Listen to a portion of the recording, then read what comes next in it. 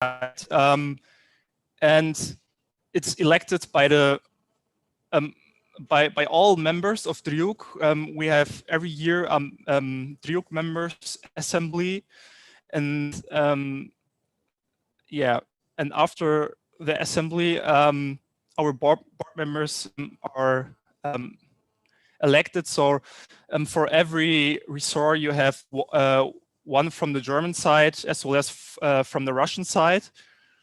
And yeah, so what is DRIUC about? So yeah, as you see, it's a kind of a wordplay. So DRIUC in Russian, drug, yeah, means friend, and this is actually our message, especially on the level of youth networking and youth forums. So yeah, this is why we are primarily organizing youth forums. Yeah, but it's worth to mention that it's a totally voluntary engagement. So yeah, and nobody's paid, and so we do it all with our passion. And yeah, this is why it makes so much fun for us, right? And we are looking forward to organize further forums, and I will maybe talk a little bit. Yeah, maybe first. Yeah, as you can see, our current board members. So we have our co-chairs like Artyom and Maria, and then we have from the Russian as well as from the German side, someone for PR, for networking, the head of internal communications, and last but not least, the head of projects. Yeah, but yeah, now something a little bit more about our goals. Yeah, actually, DRIUC is a platform and emancipated from the former German Russian youth parliament in order to create an open dialogue, a platform for originally German-Russian exchange, right? And this is still, I would say, the fundament, but in order to complement it, yeah, we have more projects like, okay, you can see the German-Russian projects since 2012. Then we also, a very famous one is the German-Polish-Russian trialogue. So furthermore, we had the Ukrainian forum, but we complemented it right now with the first time with the Normandy forum. And so, yeah, it's also worth to mention that, yeah, we work with various partner organizations, of course, for each forum. You will hear about them later on. And yeah, so I mean, here's nothing what is worth to mention again. So, okay, how we actually organize our forums. So, I mean, the first crucial point is to gather a team, right? So you need people. I would say usually we need more or less 15 people from each country. I mean, when you have the Normandy forum, you, in the ideal case, you have people from all 4 countries helping to organize the forum.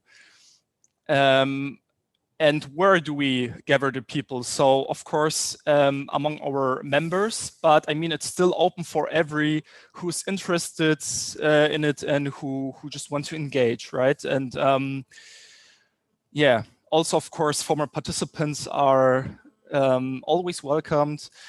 And yeah, so the next very important step is, of course, to shape a program and a concept with good content, right? So, and during this process, of course, all sides, all partner organizations, as well as all Orga team members from all countries are involved. Simultaneously, we are seeking to find money. Yeah, I mean, you see the statistics, 85% from public funds, like from foreign ministries, from, yeah, not only from one country, but we still have funds in it, and of course also private sponsoring, and yeah, the minor amount of it is of course the participant fee. Yeah, and the fourth step, yeah, sometimes we're doing it. We're starting with it also simultaneously with sponsoring, is inviting experts, and when all works out, so we start the call for applications, right, and the whole process of choosing the participants. And yeah, then of course, somehow surviving the week, especially with with not so much sleep, right? But yeah, it's fun, really. So yeah, here's also some details about the fundraising. So yeah, approximately one project costs 22,000 euros to 26,000 euros. The more countries are engaged, the more it costs, usually. And yeah, so wait, yeah. So maybe you're asking how to become a member. Just visit our homepage. There you can find a membership application on the website. Furthermore, for more information and in order to being updates, just subscribe our Instagram, Facebook, and also we have a LinkedIn channel. And yeah, membership fee costs per year 20 euros, 800 rubles. We also created since several months a monthly newsletter. You also can subscribe on it with your email. And yeah, of course, you will be still updated to all member events. And of course, last but not least, you get an attendance on our membership meeting every year, right? So thank you for your attention, and yeah, if there are any questions left, just feel free to ask us. Yeah. Thank you very much, Pascal. I think we'll keep the questions probably till the end of all the presentations, so that we have a level playing field, so to say. And with that being said, I'm passing the word to our head of our French partner organization, Diana Rajib. The floor is yours. Thank you, Mikhail. I will just check whether I can share my screen. Let's see. Can you activate my screen sharing function, please? Okay. We'll do it in a second. Because yeah, I have the status of a participant now, so I cannot. Yeah. So here. It's okay. It's okay. I can do it now. All right. Can you do it now? Yeah. Okay. Perfect. All right. I hope that everyone can see it now. All right. The floor is yours then.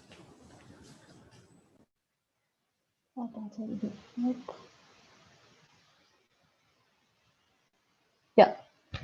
So good morning, everyone. Once more, I hope you enjoyed the lecture we had this morning. Thank you to Druk for presenting themselves. It was very interesting to see in detail, because it's quite interesting to show the backstages of organizations of such forums. From what I will do on my side is I will a little bit answer the question that was set in this small panel discussion, and I will also go through some explanation on what EH does, and yes. So our main question is the role of youth organizations and NGOs in the settlement of international crises.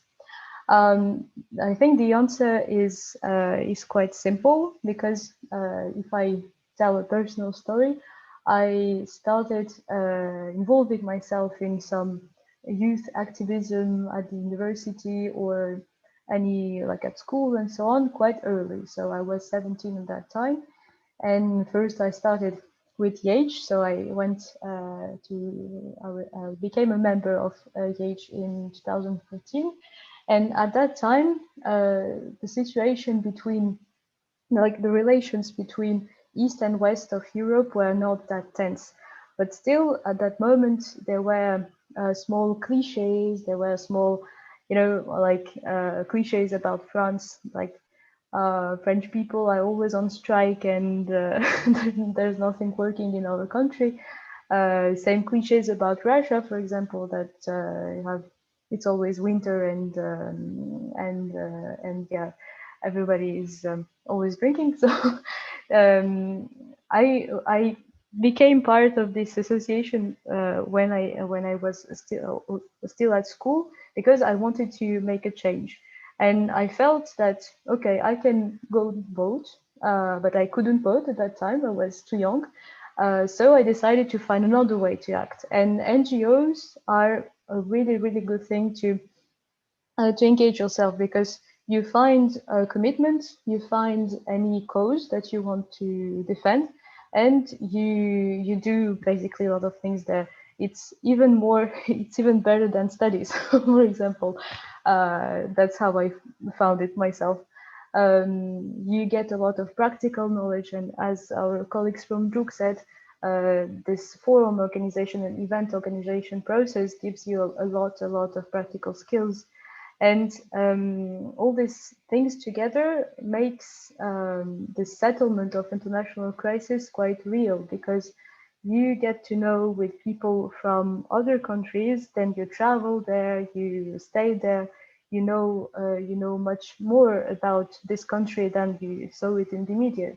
So and at your own level, you can make a change. And for me, it's the most important. So with that being said, we'll make a small presentation about YAGE. So as I said, it's the Youth Association for a Greater Europe. And I think our colleagues from Druk recognize some of the people on the picture. You see them holding small papers with the word friendship written in different languages. You see English, Russian, Polish, German, and French. So the goal of YAGE is to our very first statement is that Europe is not only doesn't end on EU borders. So it also includes the Balkans, CIS countries, and sometimes further. We had sometimes we even had participants from China, but they were usually studying in Europe. But still, the main statement we have is Europe is not only EU, it's much wider. And if it becomes, if this acknowledgement will go further, then we think that Europe will be greater and more stronger on the international area. And we think that all these countries, so from EU, CIS, and Balkans, share the same values, share the same historical knowledge, and that on our level, on the youth level, we can overcome the crises that are occurring now. And by doing these mutual direct meetings at our age, so when we are in companies afterwards, when we are in politics, when we are in any place we work, we will continue spreading this this openness, this mutual understanding of all European countries. So that's basically our goals. Our roots, so we were founded in 2013 in France, and we held our first meeting in 2013, sorry, yes. And it was in Strasbourg. It was the very first Strasbourg meetings. It's also a week-long forum in which we have lectures, workshops, and in the end, always a kind of practical thing, like just as we have now. At the very beginning, it was a project school, so participants could gather in different international groups, set up projects, and then they got a little grant from us to implement it during the next year.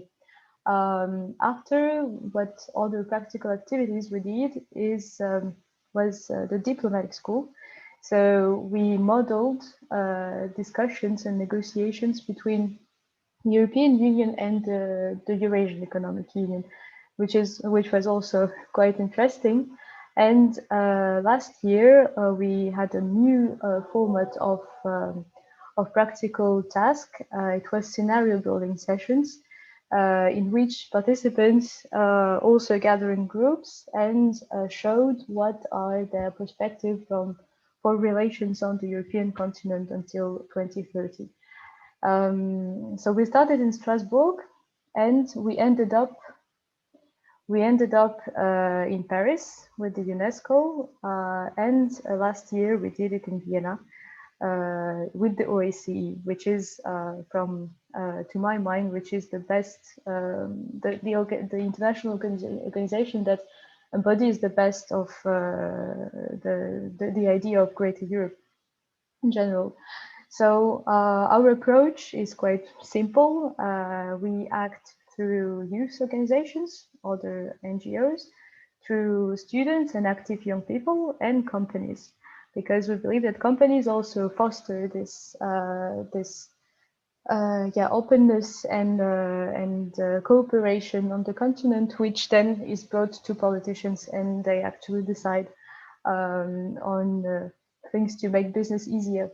And we have 4 fields of operation. So first, trade and economic cooperation. Then you have some examples of the projects we had, like youth startups in Greater Europe. We did this for a few years ago in Berlin as well. Environment, you can see one other example. Then science and education, and culture and tourism. So yeah, here you have some figures. So we had more than 400 participants since the beginning, and 10 international projects successfully implemented by foreign participants. And you can find some examples here.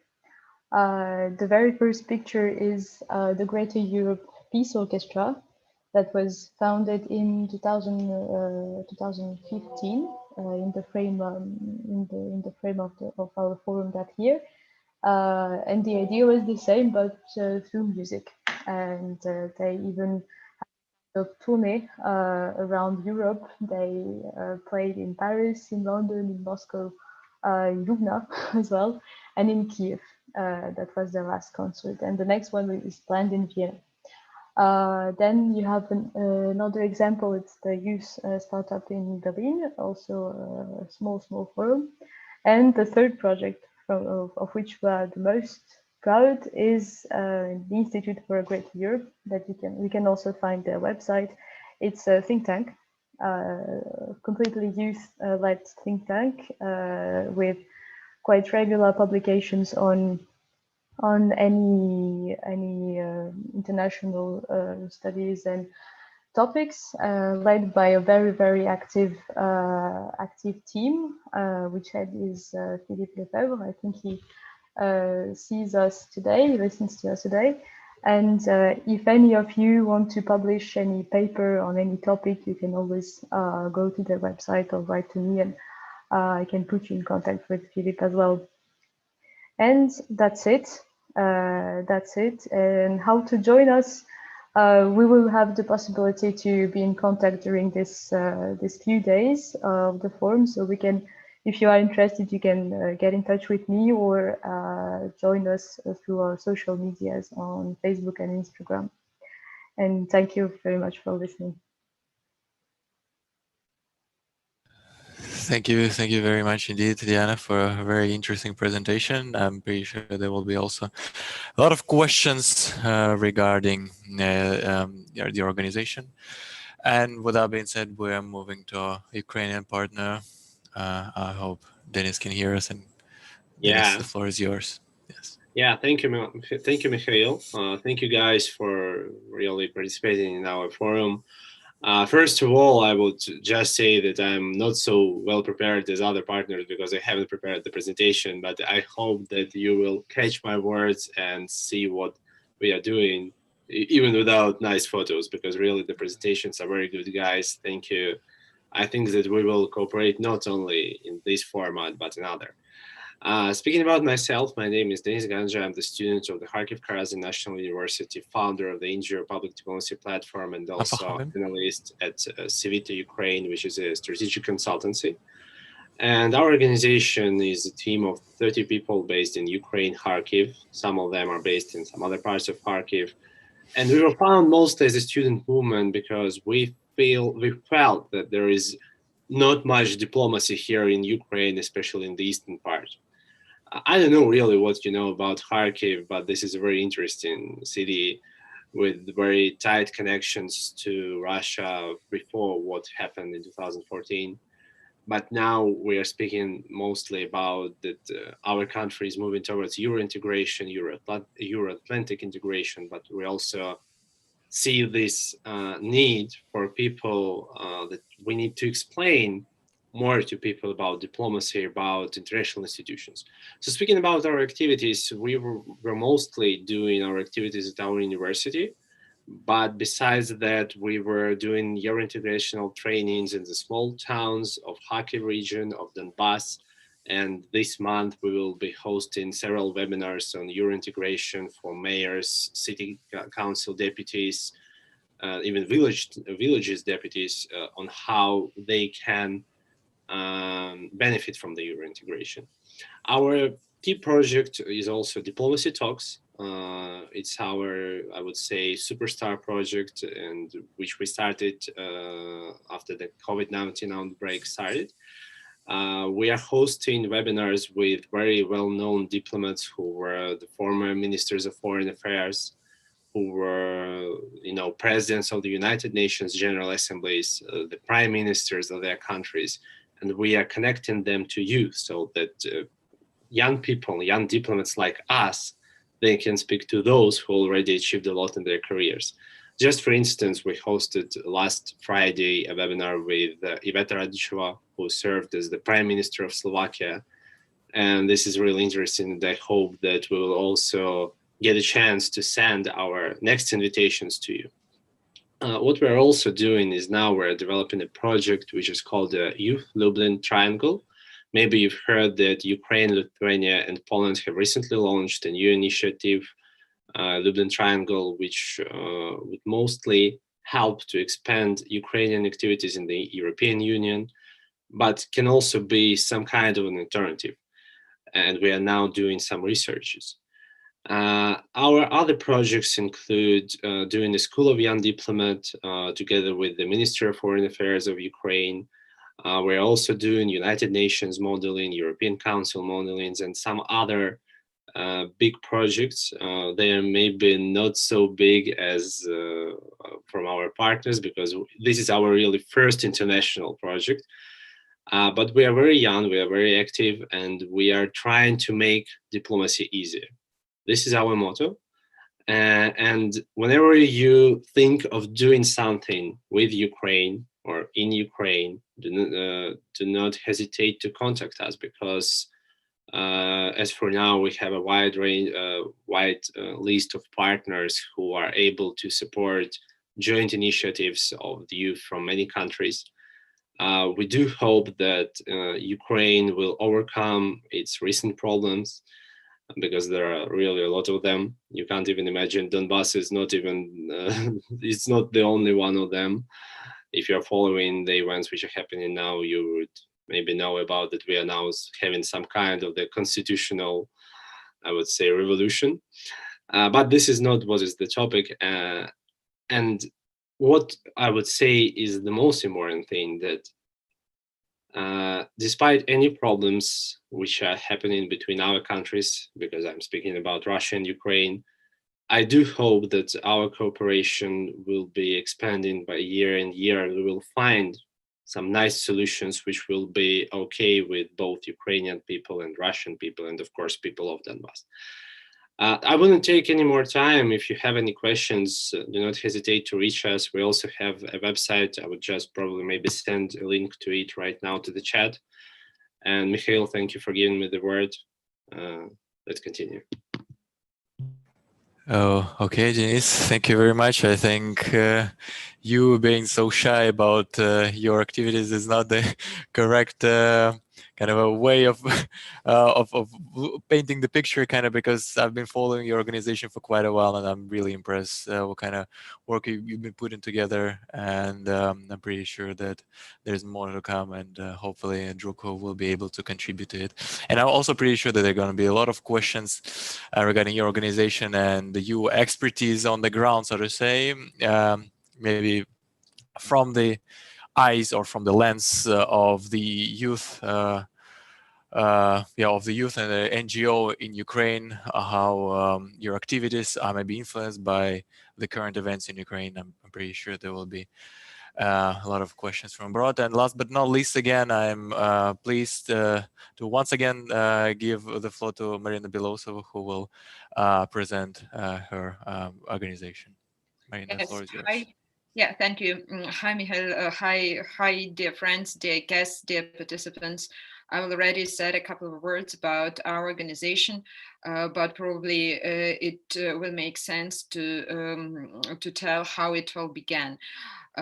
So I'm thankful to Denis that because I don't have a presentation as well, so I'm not staying alone here. I really thought that I'll probably be the only one, but now I have at least somebody who is actually prepared in the same way as we are. So it's okay. So we are sticking together in this way. Okay, good. How it all began with our organization, as I think it is actually the same as with all participants here, all organizers. It is due to some personal experiences. So as I came back from Germany after having stayed in Europe, in Germany, more than 10 years, I was invited to take the post of Secretary General of the German-Russian organization that is currently chaired by Vladimir Grinin, who is the former Russian ambassador to Germany. And as I wanted to make use of the extensive contacts and the network I built up in Germany, I made a suggestion to organize a youth platform within the organization. So it means that we existed a couple of years before our official registration as a Russian NGO this year, 2020, as a youth part of a adult organization built out with the consent and support of Russian diplomats and on the basis of the MGIMO University. So I think that we are actually the youngest organization from the 4 organizations that represent 4 countries, because as I've already said, we got the official registration only this year. So our focus is on the youth cooperation with the German-speaking countries and has 3 tracks, actually. Political discussions on the level of civil society, so it is the kind of the event we are having now. Then youth entrepreneurship of Russia and of German-speaking countries, and cultural interactions.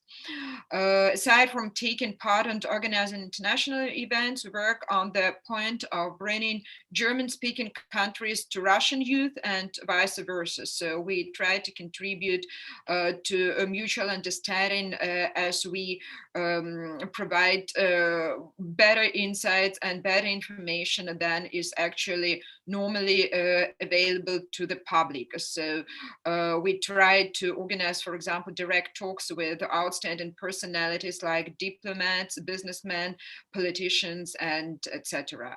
And actually, it is a positive impact of Corona that we got closer through the enforced development of technology that literally brings the world and your partners to a living room, as currently it is currently what's happening to all of us.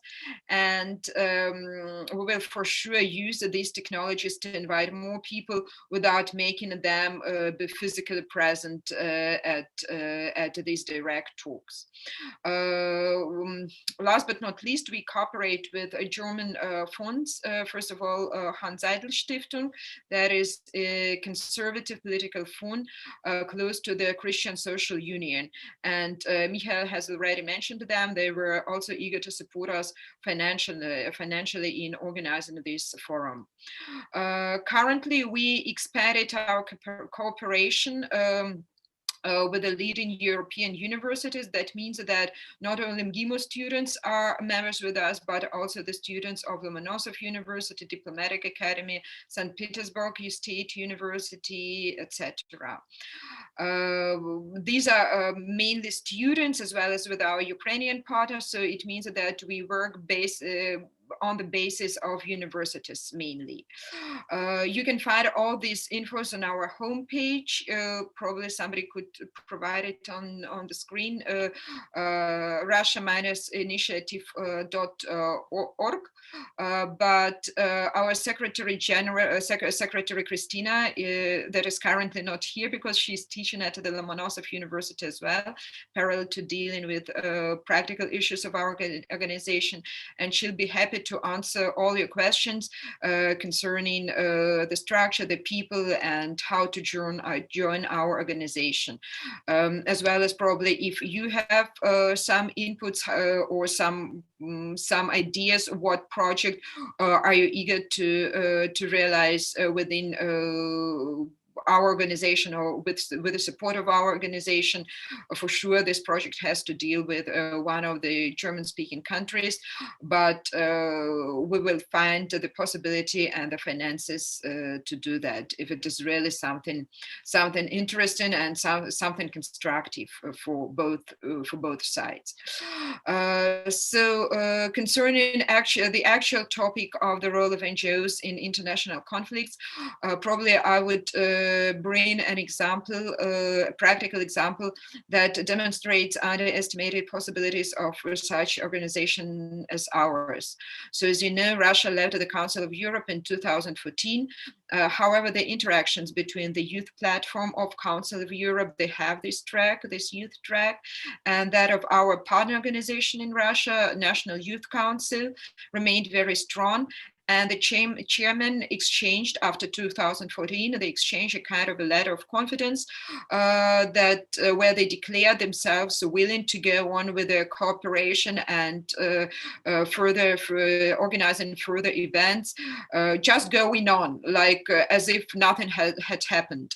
And afterwards, even the Russian Minister of Foreign Affairs mentioned that despite problems on the political level, the dialogue of the civil society should go on further. And it goes on further.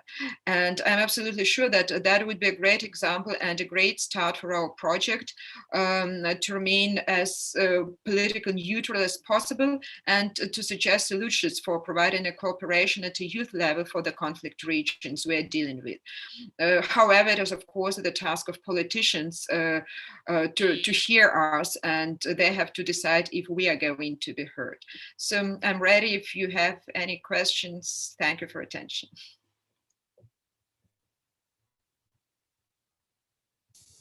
Thank you very much, Marina, also for the presentation of your organization and for your inputs on the role of NGO.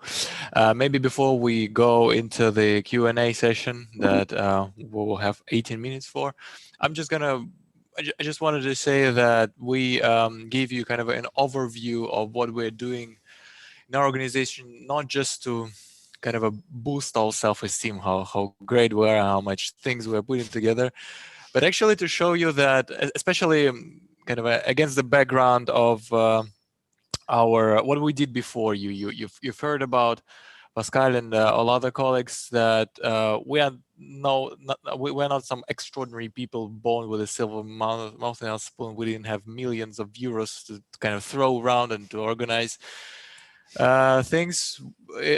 Basically, what you usually need is just motivation to change things. Maybe start locally and then go upwards. But what it really takes is motivation and motivated people around you. So and as I've mentioned in the very beginning, of course, I mean, getting the knowledge about the Normandy Forum, and this is very, very important, but getting people around you, of course, if they were sitting right next to you with a 1.5 meter distance, of course, in Corona time, that would be way easier to get to know them and to see what they're kind of really standing for.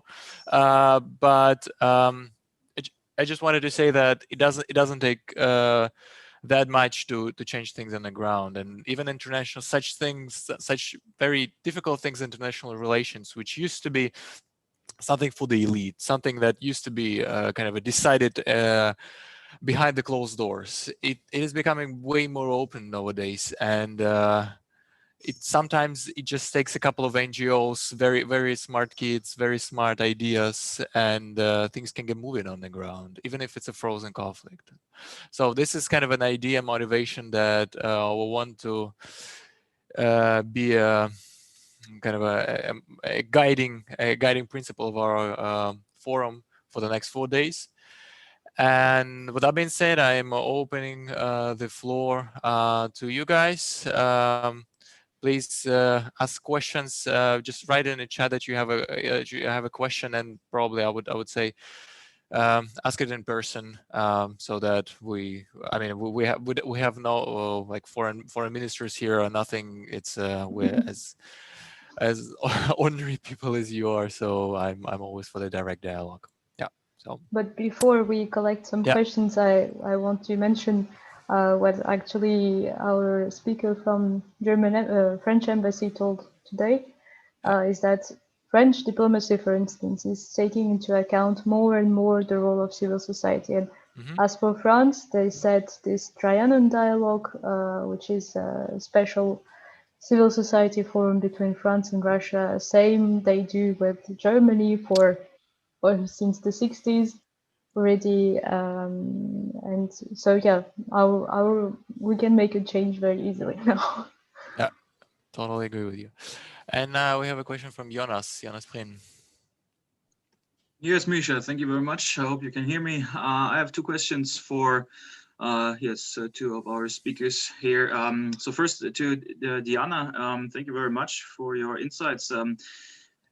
I would like to know, since I was talking with some people from Armenia and Azerbaijan recently, and I talked to them about their role in Europe, and I was kind of confused about their vision. Your organization surely focuses on a greater Europe, mostly including non-European states. I would like to know about like your perception of these countries, like from the Caucasus and also from, for example, Israel and Lebanon, etc., and Turkey, if they, in your opinion, are also part of this greater Europe. Since, for example, in European soccer, they are already playing in the UEFA, right? And for Marina, I have a question. Yes, I was reading the book of Vladimir Grinin that he published this year, and it was pretty interesting to see. Could you please tell a little bit more into detail what the organization is trying to come up with? Like I visited the website before and so on, and it sounds very interesting. There you have lots of interesting guests, as Andreas, I think, Brunbauer as well. You know. And yeah, he told me this that he has been to you. But what is it that you're trying to do? What is it exactly? Maybe you can share some ideas for the next couple of years. Thank you very much. Okay, I would suggest, because the first question was to Diana would start, and Marina, if you have nothing against, we'll give the floor to you. Then the second. So Marina unmuting the mic. I thought that you wanted to answer first. Thank you, Jonas, for your question. It's a very interesting one. And actually, it's a question that is always asked to us, like what is Europe and which countries do you take or not? The first thing I answer, and I will answer it now as well, is that at our forum, every year we have Armenians every year, and Azerbaijan, not every year, but most of the forums, yeah, we have, and sometimes they were even together in the same group. As for Turkey, say the same. I think since 2013, there's been 2 or 3 forums in which we had Turkish participants, Israel as well, Lebanon, not as I remember, but Israel, there were Jordan 2 times, and China, as I said. I would say that Europe is a system of values first.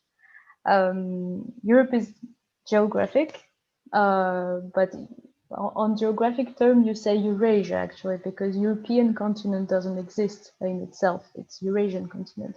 But Europe is a system of values for freedom, for the dignity of the people's dignity, and you can here easily understand what I mean, especially with what's happening in France today.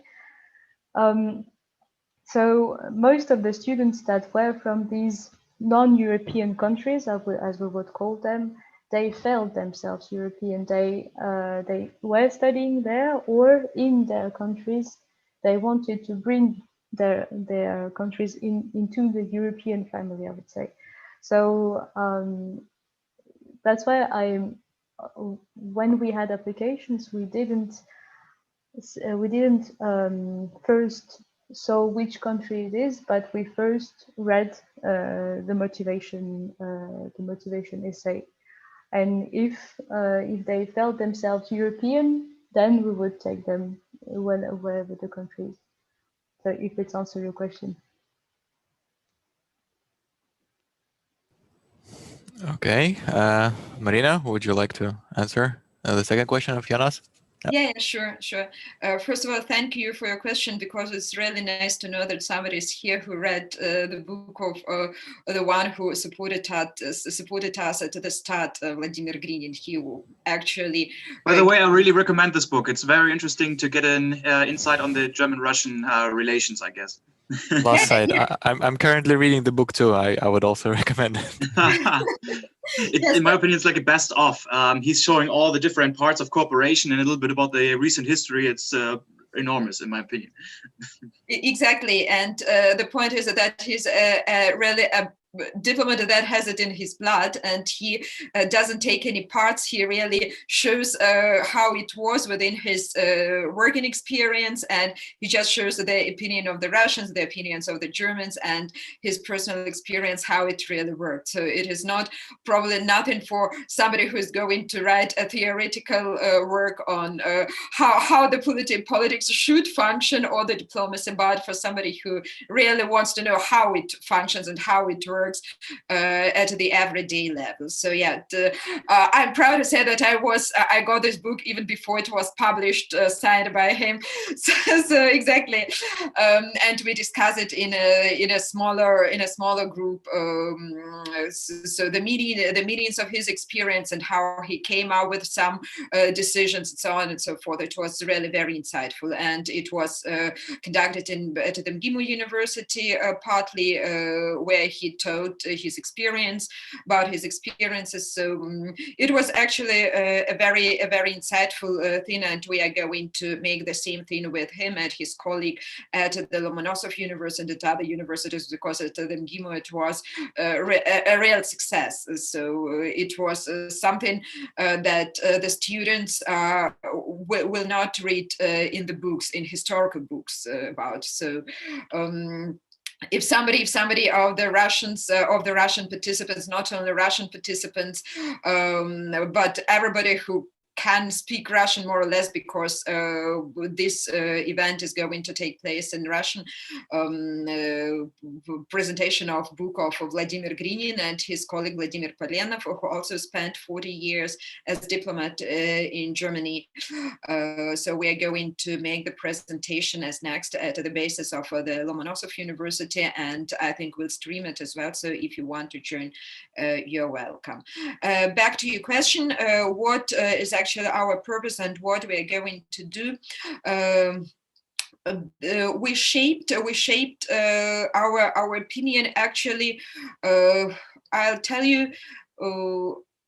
Actually 1 month before, so it was the 1st of October, because on the 3rd of October should have taken place the celebration of German unification at the German embassy in Moscow, but however it took place on the 1st of October, and it became actually to us clear, to all the participants, also to the German participants, that you can't build trust because it was a kind of a keyword. Every speaker spoke about building trust, building confidence, the lack of confidence. So it was a kind of a keyword. We lack confidence, we lost the basis of confidence, and so on and so forth. And I said, we are afraid of things that we don't understand. So you can't build confidence if you don't understand your partner, if you don't know him. And we, as I already told, we worked about 2-3 years as a part of the organization Vladimir Grinin is chairing nowadays, and we had many contacts to youth in German-speaking countries, and we know actually what we got to know actually, that our German our German partners or German representatives of the German youth, they know really pretty less about us than we know about them. What is the reason for that? Probably that Germany is that the German language is of course taught at at Russian universities much better, and in a greater number of universities than Russian is taught at German universities, because the interest for German language in Russia and for Germany is pretty higher than the interest for Russia in Germany. And the second thing is for sure that it is a kind of what is coming from this. From the fact that German language is actively taught at the universities, is that the Russian youth can inform themselves from German press or German media or German German television, and the German youth is not able to inform themselves from Russian-speaking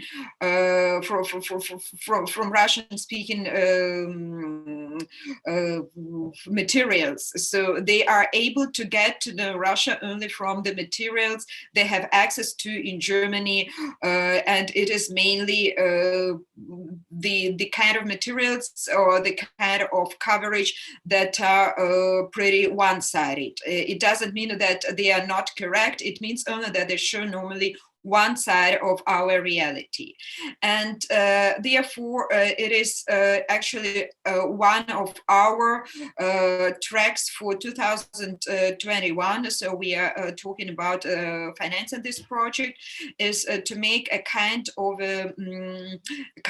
a series that will be available online as well, with Russian diplomats, with Russian businessmen, German businessmen, and German diplomats that will speak about their personal experiences, that will talk about their vision on the perspectives of German-Russian cooperation, that will be able to share their experiences, their personal experiences, what is going on in Russia, what is going on in Germany. So so to make it really trustful, it has to somebody has to tell about that, not a journalist but a person who is really experiencing that.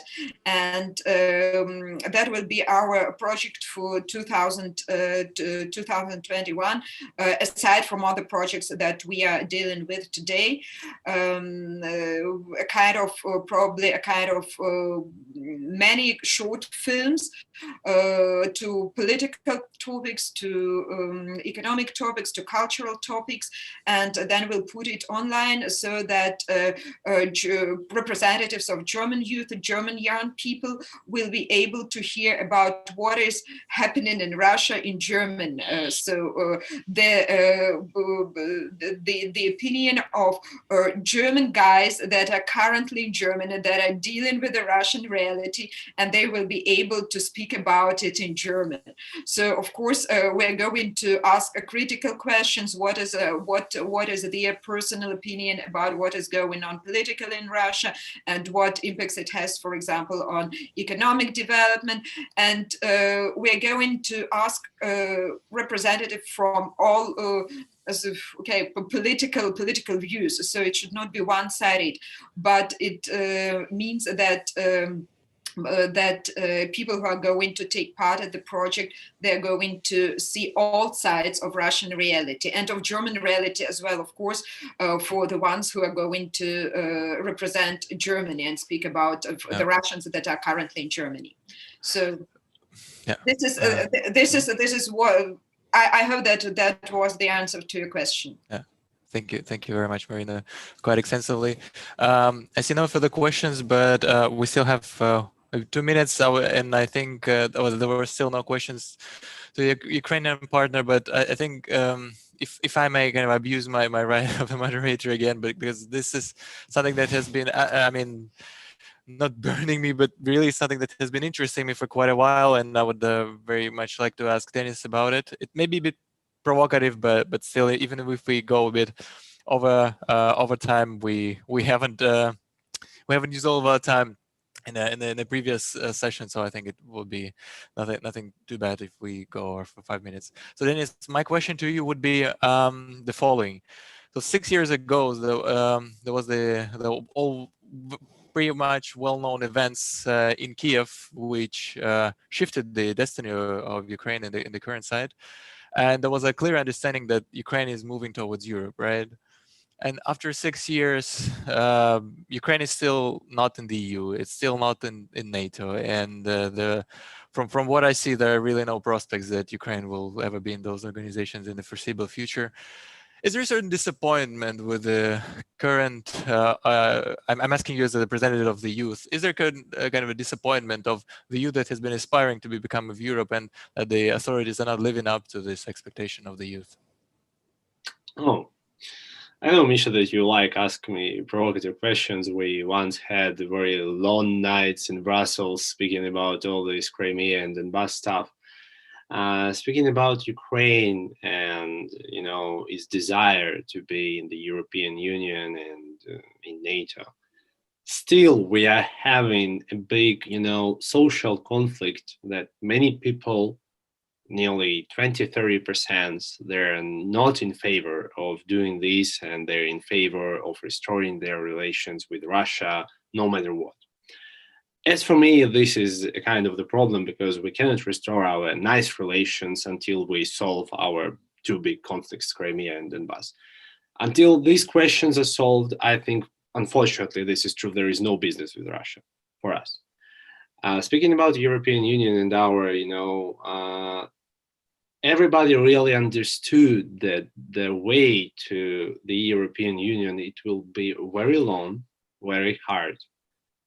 And now we are having what we have, the association with the European Union, where we are trying to move towards, brighter and better future.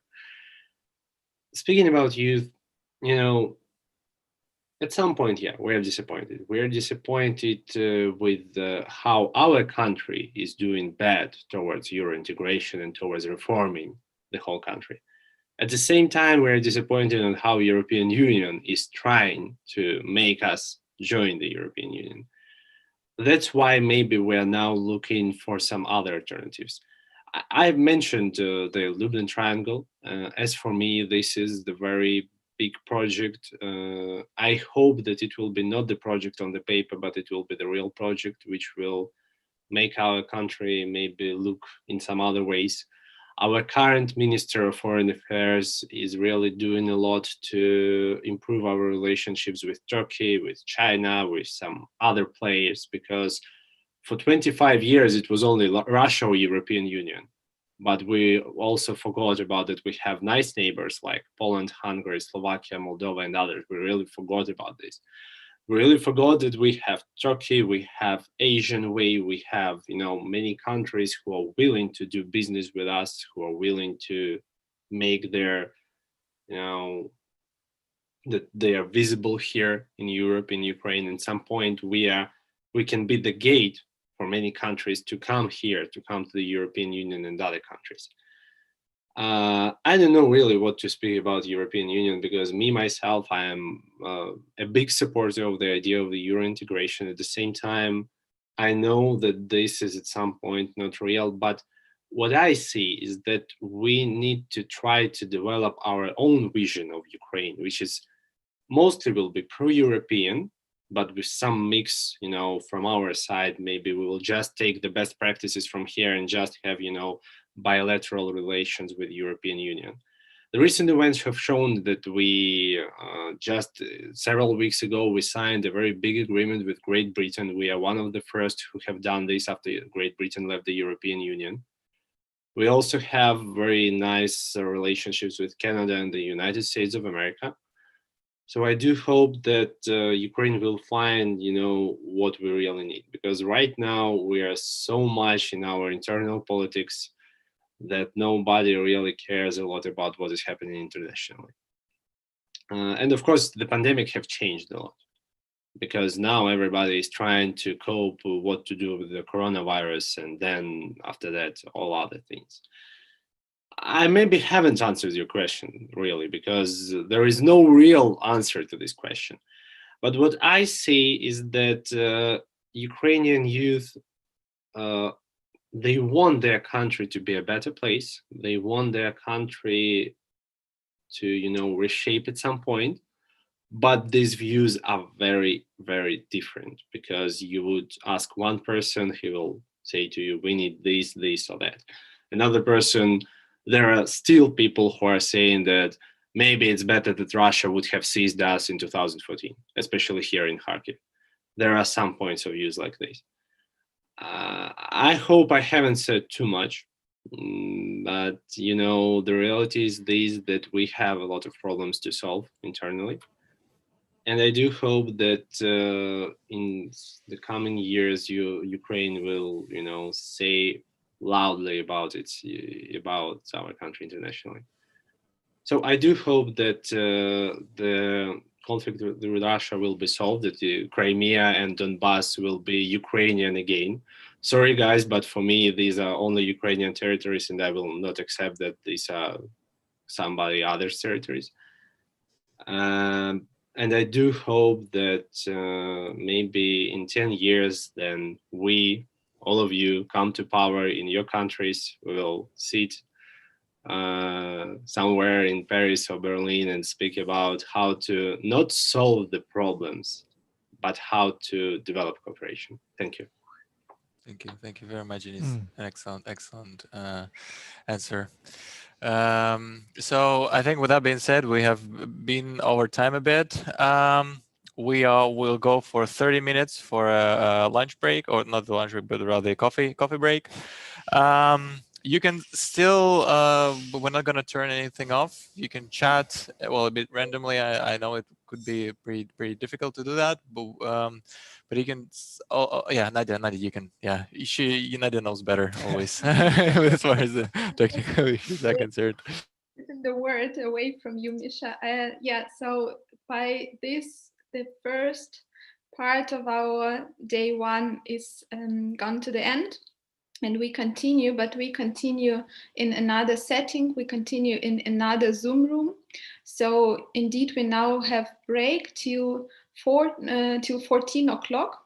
so a bit more than 20 minutes break.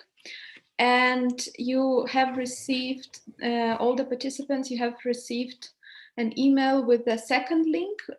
You should have received from Beatrice the document with 2 links.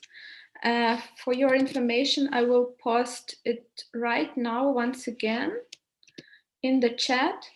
Don't click the link now because it's the room's still closed, but you can copy paste it, you know, just save it in some space, and then in 5 to 10 minutes you can click this link, and this will be another setting where we will have breakout sessions, so you can get to know each other a bit better, and you can start working on our projects.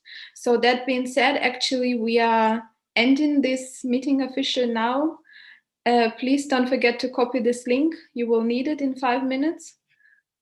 And by saying this, we will see you in 10 minutes in another Zoom room. All right. See you then, guys. Goodbye.